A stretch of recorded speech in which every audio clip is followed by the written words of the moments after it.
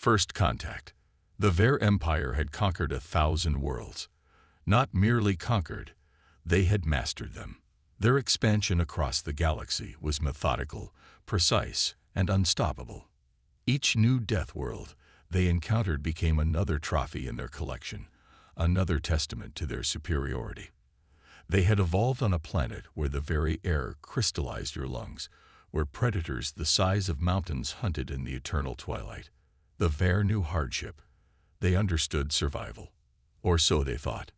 Senior Scout Commander Nix 427 stared at the holographic display of Earth with all four of her eyes, mandibles clicking in confusion. The planet shouldn't have even registered on their sensors as a potential conquest. No perpetual storms of metallic glass. No silicon-based apex predators. No radioactive oceans. Just vast expanses of blue water, green and brown landmasses, and swirling white clouds. It was, by all measurable standards, peaceful.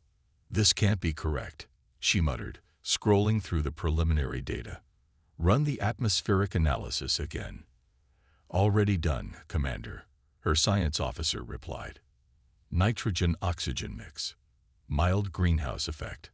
Regular precipitation cycles. It's practically pleasant. Nix 427 chittered in disappointment. A waste of resources to even investigate further. She was about to order their ship to move on when a notification flashed across her screen. One of their stealth probes had picked up something unusual. "Commander," the science officer's voice had taken on an odd tone. "You need to see this." The hologram shifted to show a human settlement in what their database identified as a region called Florida. A massive weather system was approaching. Winds exceeding 200 kilometers per hour, storm surge threatening to submerge entire communities. Finally, Nix 427 clicked approvingly. Now we'll see the inhabitants evacuate to their underground shelters or activate their weather control systems. But the humans did neither. Instead, some of them were staying. Not only staying, but going out into the storm. With primitive recording devices. What are they doing? Nix 427 leaned forward, unable to process what she was seeing. According to their information networks, they call themselves storm chasers. They chase storms. For what tactical purpose? None, Commander. They appear to do it for entertainment. Nix 427 felt her carapace tighten. Impossible. Show me something else. The hologram shifted again, this time to a different region. Humans were climbing a massive rock formation, with nothing but thin ropes and small metal clips between them, and a fatal fall. More entertainment, according to the data. Another image. Humans diving into ocean depths that would crush their fragile bodies, seeking out creatures that could kill them with a single touch. Entertainment. Humans ingesting substances that their own biology identified as toxins. Entertainment. This makes no sense, Nix 427 whispered. Their bodies are soft. No natural armor. No redundant organs. Their bones break easily. Their skin tears like vapor silk. They require constant rest cycles. They can't even regulate their own body temperature properly. How are they the dominant species? The science officer pulled up another data stream. Commander, you should see their response to biological threats. The hologram showed historical records of human medical advancement. While other species evolved natural defenses against diseases, humans had done something unprecedented. They had declared war on the microscopic. They deliberately infected themselves with weakened pathogens to train their immune systems. They invented machines to see things smaller than light should allow. When a virus threatened them, they didn't wait for natural selection. They reworded their genetic code like it was a military strategy. Their approach to survival. The science officer struggled to find the words. It's not evolution. It's not adaptation. They just refuse to accept limitations. Nix 427 watched as more data poured in. Humans living in frozen wastelands and scorching deserts. Humans exploring ocean trenches and mountain peaks. Humans launching themselves into space using controlled explosions because they couldn't wait to evolve proper radiation resistance. "Send everything to High Command," she ordered finally. "All of it. They need to see this." "Your recommendation, Commander." Nix 427 stared at the hologram, watching the human child laugh as it played in the rain. Rain that would have scored the flesh from any Ver. Tell them we found something new. Something that doesn't just survive on a death world. Something that looks at a death world and calls it home." As their ship prepared to leave Earth's orbit, Nix 427 added one final note to her report. "Exercise extreme caution. These humans, they don't overcome obstacles. They don't adapt to them. They simply decide that obstacles are inconvenient suggestions, and somehow, through means I cannot explain, they make reality agree with them." The Ver Empire had conquered death worlds, but they had never encountered a species that treated the very concept of death as a challenge to be overcome. As Nix 427's ship disappeared into faster-than-light travel, she couldn't shake the feeling that the Empire's perfect record of conquest was about to face its greatest test. And somewhere on Earth, a human looked up at the night sky and wondered what new adventures waited among the stars. The assessment. The Ver High Command's assessment chamber had never been so silent.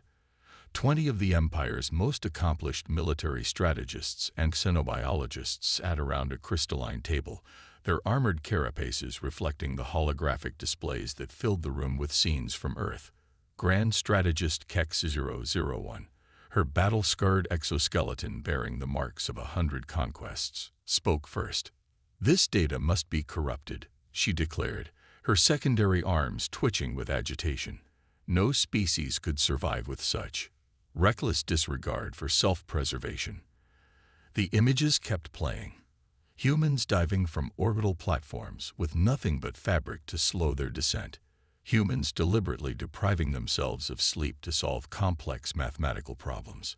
Humans testing experimental technologies on themselves because they were too curious to wait for proper safety protocols. "The data is verified." Assessment Director Vic 785 responded, his voice carrying the weight of thorough analysis. "Multiple scout ships, multiple observation points, all reaching the same conclusions. The humans are unique." A new hologram materialized, a human settlement in a region their databases identified as Louisiana. The settlement was below sea level, protected only by primitive barriers of compressed earth and concrete. Regular flooding was inevitable. The logical response would be to abandon such an impractical location. They rebuilt it, Vic 785 continued. 7 times in the last century alone. Each time the water recedes, they return. They improve their barriers. They install better pumps.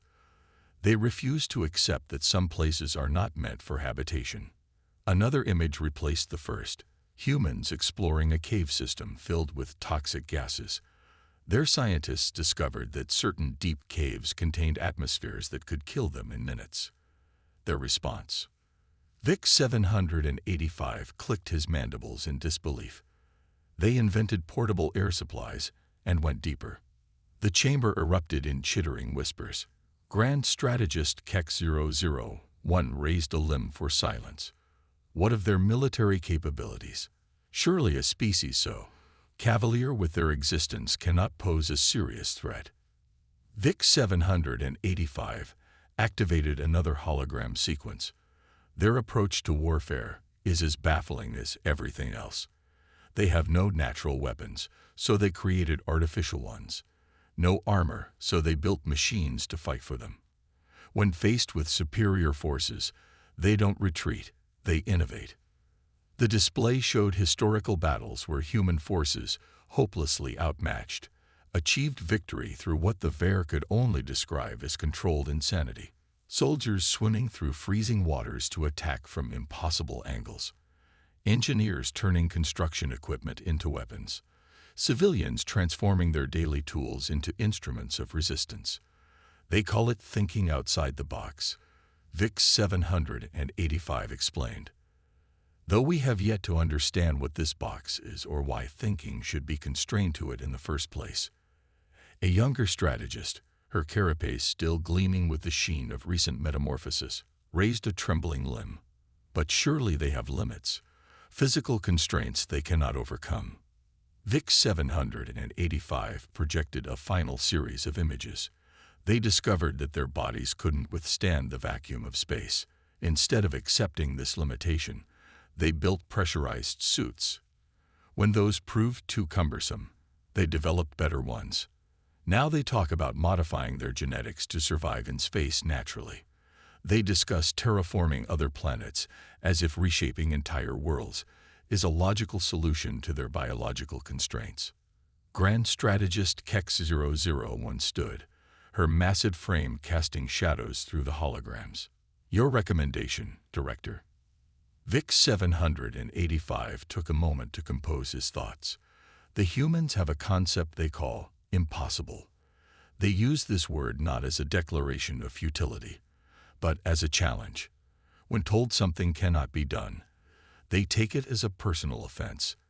They have turned defiance of natural law into an art form. Grand strategist Kex 001 stood, her massive frame casting shadows through the holograms. Your recommendation, Director?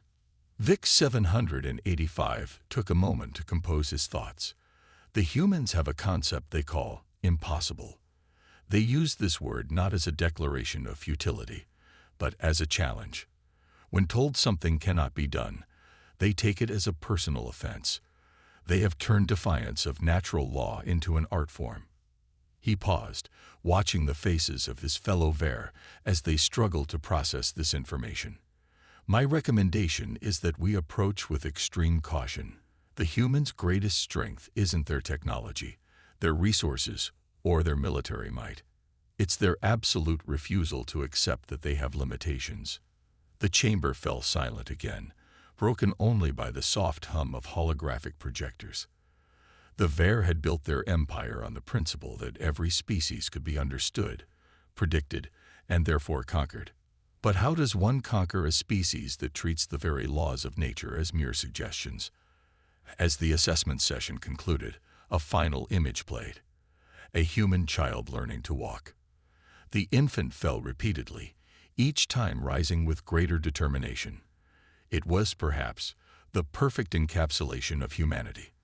A species that viewed failure not as a sign to stop, but as proof they needed to try harder. The Ver Empire had never retreated from a conquest. But as the High Command filed out of the chamber, many found themselves wondering if they had finally found a species that would force them to reconsider that perfect record. The invasion begins. The invasion of Earth began at dawn on a Tuesday. The Ver Empire, having never known defeat, deployed their forces according to strategies perfected across 1,000 worlds. Their battleships emerged from hyperspace in perfect formation, a choreographed dance of destruction that had broken the will of countless civilizations. Fleet Commander Zix 890 stood on the bridge of the flagship Inevitable Victory, watching Earth grow larger in the main viewport. Despite the warnings from Assessment Director VIC 785, the High Command had voted to proceed. The Ver Empire did not back down from challenges. Deploy the first wave, Zix 890 ordered, his voice steady despite the unease churning in his secondary stomach. Standard Conquest Protocol. The initial strikes targeted major military installations, or should have. The humans had scattered their forces in seemingly random patterns, violating every principle of efficient defense. Some of their most crucial facilities were hidden in plain sight, disguised as civilian structures. Others were buried deep underground or underwater, in locations that should have been logistically impossible to maintain. Sir, his tactical officer reported, mandibles clicking rapidly in distress. The humans are. They're not following any known response patterns. On the tactical displays, chaos unfolded. Instead of centralizing their command structure, human military units were operating independently, adapting their tactics on the fly. When Ver forces destroyed their communications infrastructure, humans simply created new networks using civilian technology. They turned their entertainment devices into coordination tools, their recreational vehicles into weapon platforms.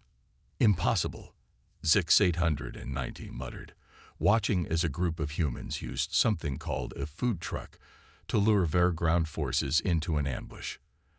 They can't be this disorganized and still mount an effective defense. But they were. For every strategic advantage the fair pressed, humans found 3 unorthodox counters. When energy shields proved impenetrable, they launched physical projectiles filled with paint to blind viewport sensors. When firewalkers demonstrated their superiority in open combat, humans flooded the battlefields, literally by breaking dams and turning the terrain into swamps that trapped the massive machines. "Sir, we're receiving unusual transmissions from the surface," the communications officer announced. "Enemy communications?" "No, sir. They appear to be broadcasting entertainment. Something called Independence Day is being played on repeat across all frequencies. And there's music. They're turning our invasion into something they call memes." Zix-890's carapace tightened in confusion. The humans weren't just fighting back. They were making jokes about it. They had taken the most serious moment in their species' history and turned it into entertainment. Even as battles raged across their planet, they found time to create elaborate parodies of their alien invaders. "New contact," the sensor officer suddenly shouted, detecting multiple launches from the surface. Zix-890 braced for a counterattack, but what appeared on the screens defied explanation. The humans had launched thousands of small objects into orbit. Not weapons, but satellites. They were building a communication network in the middle of an invasion. "Sir," his tactical officer's voice had taken on a note of hysteria. "The humans in the region designated Australia are. They're using wildlife as weapons. They've somehow trained their local fauna too." The officer couldn't finish the sentence. On the screen, their ground forces fled in terror from an onslaught of creatures that shouldn't exist in any sane universe. The humans had weaponized their planet's most dangerous organisms, not through genetic engineering or cybernetic enhancement, but by simply pointing them in the right direction and, apparently, letting nature take its course. In orbit, their ships found themselves targeted by primitive but effective kinetic weapons, literally debris launched at high velocity. The humans had turned their own space junk into a defensive network. When their engineers adapted their shields to handle the impacts, humans started attaching electromagnets to the debris, creating makeshift EMP weapons. "Status report," Zix-890 demanded, trying to make sense of the tactical displays that seemed to defy every military principle he knew. "Sir, we don't know how to quantify this. The humans are using civilian weather forecasting systems to predict our ship movements. They're coordinating resistance through something called social media.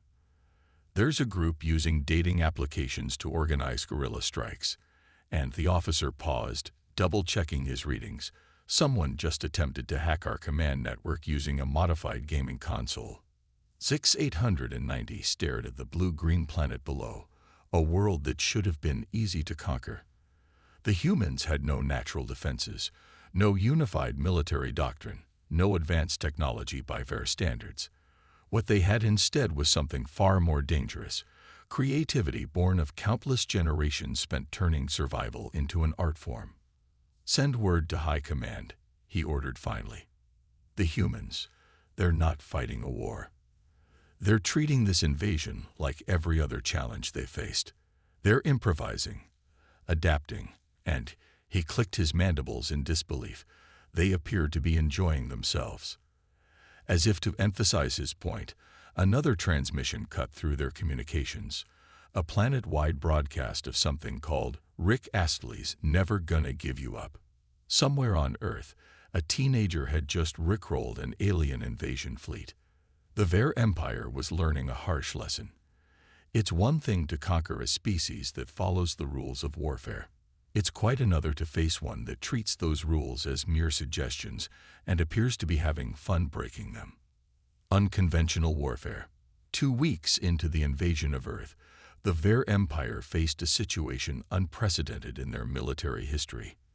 They were losing, not through superior firepower or advanced technology, but through what their tactical analysts could only describe as weaponized chaos. On the bridge of the emergency response carrier Unyielding Doctrine, strategic advisor Mix-156 watched in horror as another support fleet fell into human-laid trap. The humans had discovered that Varship's sensors could be fooled by precise applications of heat and electromagnetic radiation.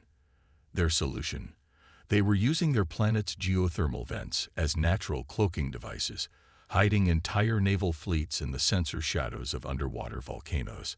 They're using their planet itself as a weapon, Mix-156 muttered, all four eyes fixed on the tactical display. How do you fight an enemy that turns everything, even their world's geological instability, into an advantage? The answer, as the Ver were learning, was that you don't. Every attempt to impose order on the battlefield was met with calculated disorder.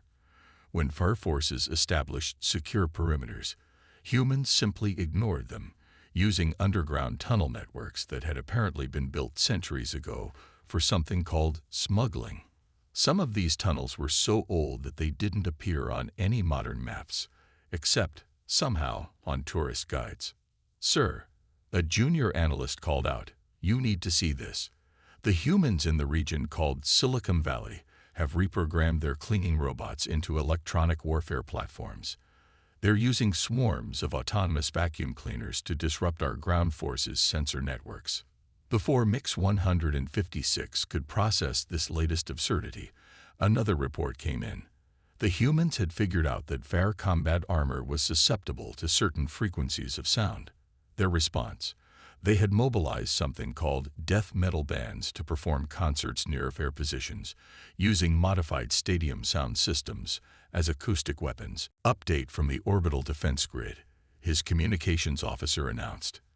The humans are using their space stations to generate debris fields that match the exact resonance frequency of our shield harmonics. They're not just throwing rocks anymore. They're throwing mathematically optimized rocks. Mix-156 felt his exoskeleton trembling. The Ver had expected resistance, had prepared for conventional warfare. Instead, they got this: humans converting their entertainment venues into fortresses, their sports stadiums into command centers. They were using their weather satellites to track Ver fleet movements, and their television broadcasts to coordinate global resistance. "Sir," another analyst spoke up, "we've decoded some of their tactical communications. They're sharing combat strategies through something called Twitter threads and YouTube tutorials. There's a human explaining how to disable our walker units using something called a gender reveal party device." The tactical display updated again, showing a new pattern of human activity. They had noticed that Varships followed optimal flight paths, always taking the most efficient route between points. Now they were using this predictability against them, setting up ambushes along mathematically perfect trajectories. "Have we at least secured their major military installations?" Mix-156 asked, desperate for some sign of progress. "About that, sir." His tactical officer's mandibles clicked nervously. The humans appear to have converted many of their military bases into what they call paintball courses and escape rooms. They're using them to train civilians in anti-fire tactics while simultaneously charging admission. They're funding their resistance with entertainment fees. A new alert flashed across the main screen. Somewhere in a region called MIT, humans had figured out how to use their primitive quantum computers to predict Ver battle algorithms. They weren't just fighting back. They were turning the invasion into a massive crowdsourced science experiment. "Sir, we're detecting a new type of human activity in multiple regions," the sensor officer reported. "They appear to be organizing something called hackathons, some kind of cyber attack." "No, sir. They're holding competitions to develop new antivar technologies. They're offering prizes. The humans are treating technological warfare like a game show."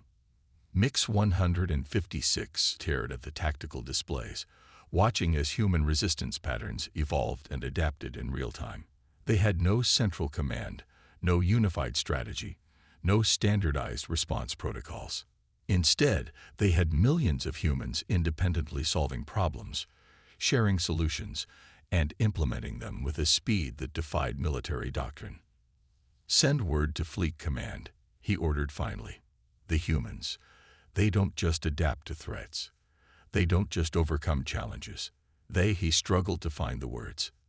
They turned survival into an art form, defense into entertainment, and warfare into a collaborative creative exercise. We're not just fighting their military. We're fighting their entire culture's approach to problem solving." As if to punctuate his assessment, a new human transmission cut through their communications network. It was a globally broadcast documentary about the invasion, complete with expert commentary and sponsorship deals. The humans weren't just resisting. They were turning their resistance into content. The Ver Empire had never encountered a species that could make warfare so unpredictable, so innovative, and somehow so entertaining. They were beginning to understand that perhaps their greatest mistake wasn't underestimating human military capability. It was underestimating human creativity. The final lesson. The Ver High Command's emergency session was unprecedented in the Empire's history. For the first time, the Conquest fleet's commanders were advocating retreat, not because they had been defeated by superior forces or advanced technology, but because they had encountered something that defied their fundamental understanding of how species should behave. Supreme Commander Rick-001, her ancient carapace bearing the marks of 300 years of successful conquests, stood before the assembled leaders. The holographic displays around them showed scenes from Earth, not of battles or destruction, but of humanity's response to invasion. "In our arrogance," she began, her voice carrying the weight of harsh revelation, "we thought we understood what made a species strong. We believed that strength came from evolution, from adapting to hostile environments over millions of years. But the humans," she gestured to the displays, "they refused to wait for evolution." The images showed humans in their deep-sea laboratories, studying Ver shield technology while under crushing pressures. They had turned their research into survival, their survival into science, and their science into a weapon against the invasion.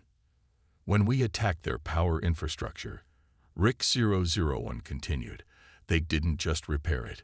They improved it. They developed new energy systems under fire, tested them in combat conditions, and shared the designs globally through something they call open-source development." Another display showed humans converting their entertainment venues into research centers. They had turned their gaming computers into a distributed network for cracking Ver encryption. Their social media platforms had become early warning systems. Even their children were contributing, using their understanding of video games to identify patterns in Ver combat tactics. But most disturbing of all, Rick-001's mandibles clicked softly, is their response to setbacks. When we destroy their defenses, they don't retreat. They don't surrender. She struggled with the concept. They take notes. They learn. They improve. And they share what they've learned with a speed that our analysts still cannot explain. The chamber fell silent as a new series of images played out. Humans celebrating successful counterattacks with parties. Humans turning combat footage into educational materials. Humans adapting Ver technology not just for defense, but for civilian applications, already planning how to use their invaders' innovations to improve their daily lives. "We came here believing we were the supreme adapters," Rick-001 said, her voice heavy with realization. "We evolved on a death world. We survived conditions that would destroy most species. But the humans, they didn't evolve to survive their challenges. They simply decided that survival wasn't enough. They wanted to thrive." She touched a control, bringing up their casualty reports. The numbers weren't staggering. The humans weren't winning through superior firepower. They were winning because every engagement taught them something new. Every battle made them more dangerous, more innovative, more unpredictable. "The humans have a saying," she continued. Necessity is the mother of invention. We thought we understood necessity. We thought we understood invention. But we had never encountered a species that treated invasion as an opportunity for innovation. The final display showed a human classroom, hastily converted into a bunker. Children were attending lessons about fire technology, turning their education into a weapon against the invasion. They weren't just fighting for survival. They were studying their invaders, learning their weaknesses, and treating the whole experience as a learning opportunity. My recommendation to the High Command is clear. RIC-001 declared, "We must withdraw from Earth, not because we cannot defeat their military, but because we cannot defeat their nature." The humans don't just adapt. They actively seek out challenges. They don't just survive. They turn survival into an art form. And most importantly, they don't just resist. They innovate. She paused, looking at each member of the High Command. We thought we were testing them. Instead, they were studying us. Every engagement, every battle, every confrontation. They treated it all as data to be analyzed, problems to be solved, challenges to be overcome. They turned our invasion into a global experiment in human ingenuity. The vote was unanimous. For the first time in its history, the Fair Empire would retreat. Not in defeat, but in recognition that they had encountered something new in the galaxy. A species that didn't just survive Deathworlds, but one that turned every world, every challenge, every threat into an opportunity for growth. As the Ver fleet prepared to withdraw from Earth's orbit, they received one final transmission. It was an invitation to establish diplomatic relations, along with a preliminary scientific exchange proposal. The humans, it seemed, were already looking forward to learning from their would-be conquerors. RIC-001 couldn't help but click her mandibles in amazement. The humans hadn't just survived their invasion. They had turned it into a learning experience. And now they wanted to collaborate. Perhaps, she mused as Earth receded in their view screens, we are the ones who have been educated. The true Deathworld species isn't the one that evolves to survive the harshest conditions. It's the one that looks at those conditions and says, how can we make this interesting?